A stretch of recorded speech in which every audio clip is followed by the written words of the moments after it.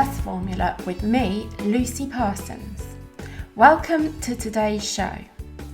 Today we're talking all about Year 12 exams and the challenges and opportunities they present. Because in the English and Welsh education systems where students study A-levels and most schools hold exams at the end of Year 12 in the summer term, which is basically halfway through students' A-level courses. In my experience as an academic coach, Year 12 exams can often be a rude awakening for A-level students, showing them where they haven't paid enough attention over the last year. In today's episode, we're going to address these important aspects of Year 12 exams. Whether they're important, why students find Year 12 exams challenging, the opportunity presented by Year 12 exams, how to approach Year 12 exams with a healthy mindset, and how to balance Year 12 exams with starting the UCAS personal statement process. But before we go into the details of today's episode, I just wanted to let you know that we have another Revision Kickstarter workshop happening on Saturday the 15th of May at 10 a.m. Revision Kickstarter workshops are something that I've been running for about 4 years now, and they always get great feedback because they're a really practical way for GCSE and A-level students to set up a personalised revision plan with my guidance actually on the call. And I have quite a different approach to how many people will teach how to set up a revision plan, and my approach avoids some of the common pitfalls of the more mainstream ways of setting up a revision plan, and it's really practical. And we're timing it specifically because students in Year 10 and Year 12 will probably be having end of year exams sometime over the next few months. This year, I think a lot of schools will be holding them later than they normally would because they've got the assessments for the Year 11s and Year 13s to manage. So I think probably a lot of schools will have put back Year 10 and Year 12 exams. But if you've got a child in Year 10 or Year 12 and they need some help getting sorted with their revision for their end of year exams, this is the place to do it. And once they've learnt this approach, and put this time in, the 2 hours on the workshop, they can then use that again and again and again. Basically, it'll be just about refreshing their revision plan as time goes on, and they'll be in a much, much stronger position at the beginning of Year 11 and Year 13 if they do this. So let's go into today's episode. Oh, sorry, I should tell you where to find the details about the Revision Kickstarter. So if you go to lifemoreextraordinary.com/revision-kickstarter, so that's lifemoreextraordinary.com/revision-kickstarter, you will find all the information and where you can sign up for the Revision Kickstarter. Okay, now we can carry on with today's show.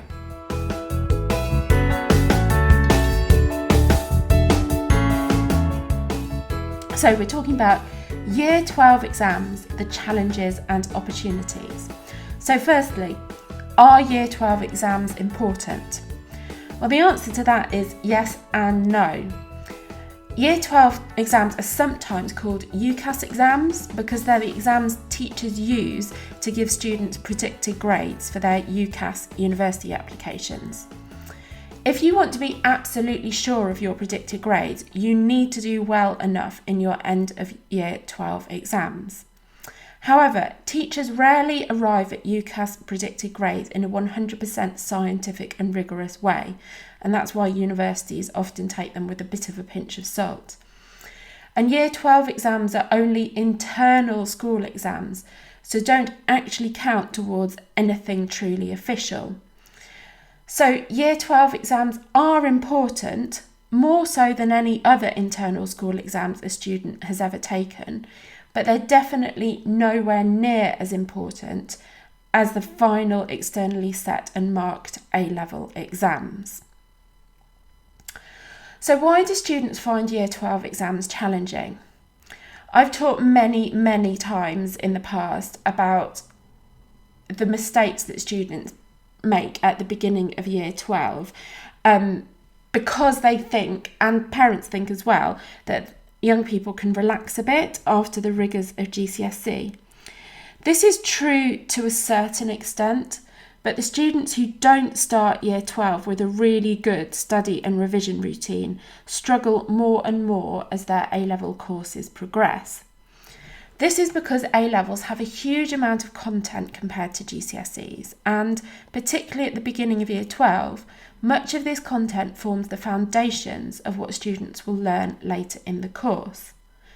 Basically, if students don't take their studies seriously from the beginning of Year 12, they often get a rude awakening at some point over the first 15 months of their A-level courses. Students like this will struggle with their Year 12 exams. But having put that in context, Year 12 exams also provide an opportunity to Year 12 students. So, being halfway through a student's time in the sixth form, the Year 12 exams are an opportunity to consolidate their learning so far, create revision resources, if they like flashcards or revision notes or mind maps, if they haven't made them as they've gone along, and to identify knowledge, understanding and skills that they need to improve over the next year. If a student hasn't been following a good study and revision routine throughout Year 12, it's even more important for them to take the opportunity of Year 12 exams to get up to date with their revision resources and consolidate their learning. This, provides a really strong foundation then before they go into Year 13. And it's something that I've also said many times before. That first term between September and Christmas of Year 13 is the hardest term of a student's life, basically, because they might have mocks, they'll have university applications to get in. If they're aiming for some of the higher universities, there'll often be entrance exams to take for those universities. And there might be interviews as well. And there's often coursework going on in that term as well. So that term, I think everybody needs to be beware of what is coming up in that term, the first term of Year 13, and make sure they've done everything they can in advance to kind of be ahead of the game so that it's as easy as possible to get through all of those things. So basically, if students don't make the most of the learning opportunity and the consolidation opportunity and the opportunity to make revision resources when they do their end of year exams at the end of Year 12, they have a mountain to climb in Year 13. And the students who I see in this situation are the ones who are the most overwhelmed, the most stressed, and really struggling in Year 13. So let's talk about balancing Year 12 exams with writing UCAS personal statements. Schools often start talking to students about their university applications in the term leading up to their Year 12 exams, often in June or July. Students often feel overwhelmed by this because they're beginning to make important decisions about their future, whilst also revising for the exams that will give them the predicted grades for their UCAS applications.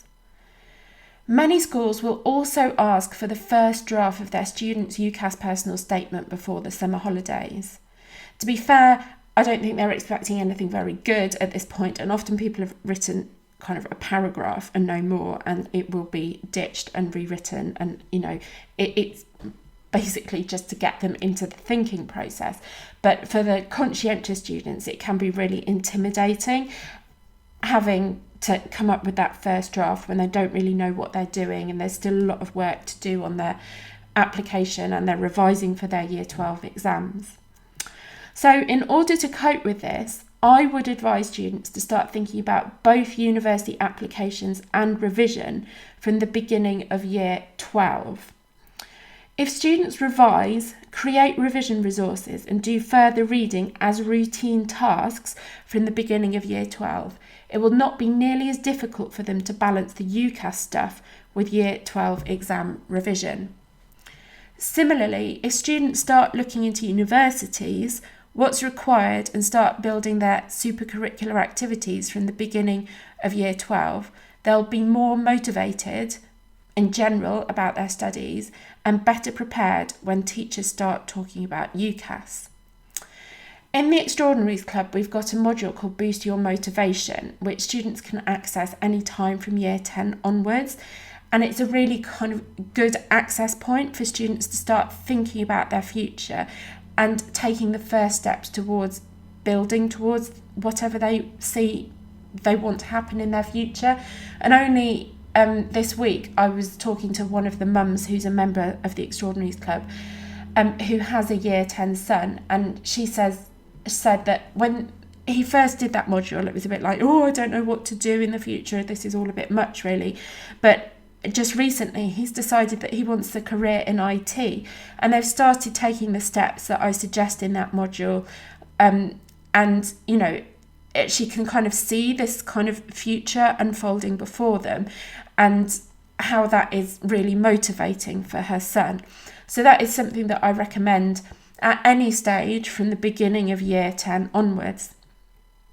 And I've also got a personal statement masterclass, which you can find at personalstatementmasterclass.co.uk, which provides an easy to follow framework for deciding which courses to apply for, so which subject, which courses and which universities. And then it shows you how to prepare applications. So make sure you've got all the right kind of activities in your kind of experience to write about on your application, and then it shows you how to write a top quality personal statement. So if you're interested in that, it's personalstatementmasterclass.co.uk.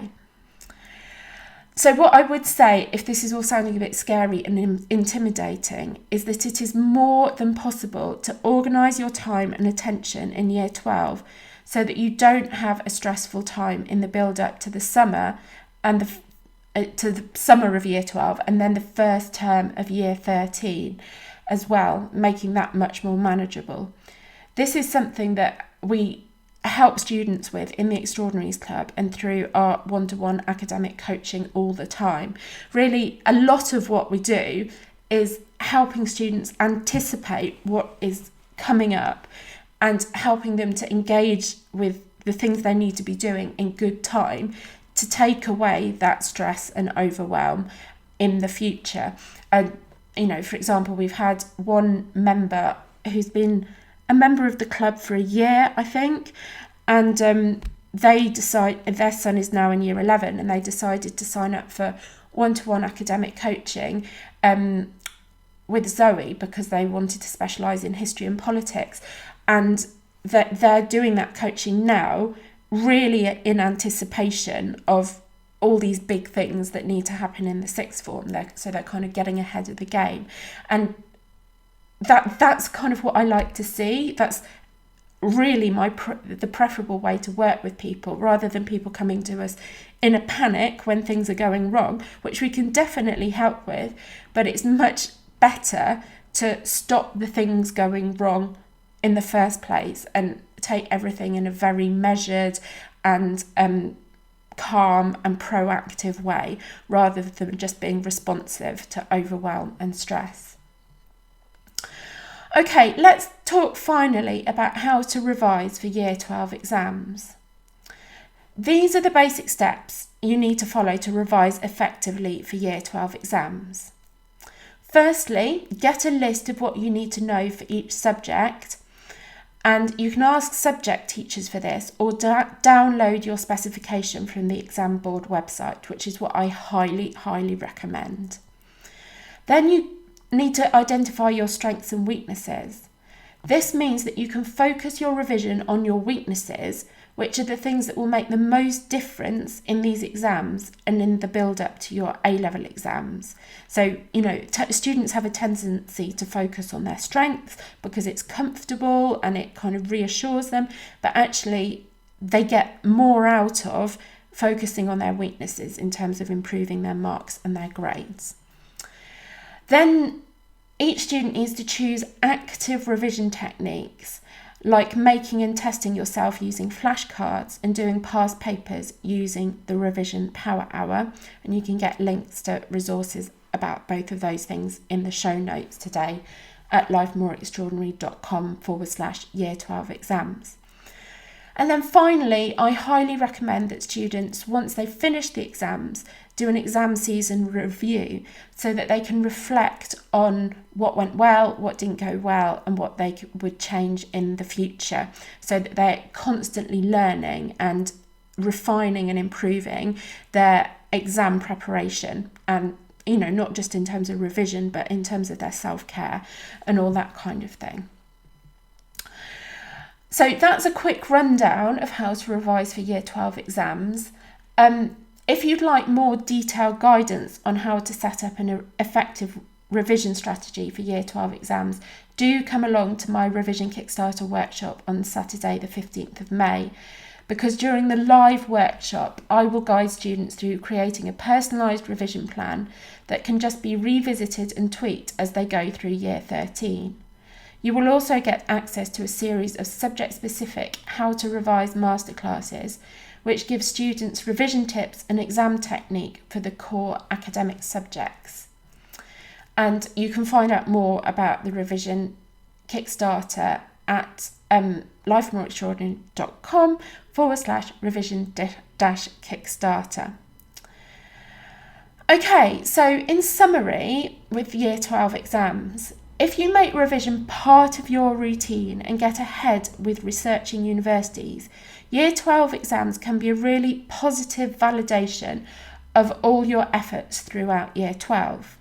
However, if students haven't been able to do these things as they go along, Year 12 exams offer a great opportunity to consolidate their learning and create revision materials so they're ready to hit the ground running in Year 13 and hopefully come out of Year 12 with some really, really encouraging predicted grades for their A-levels.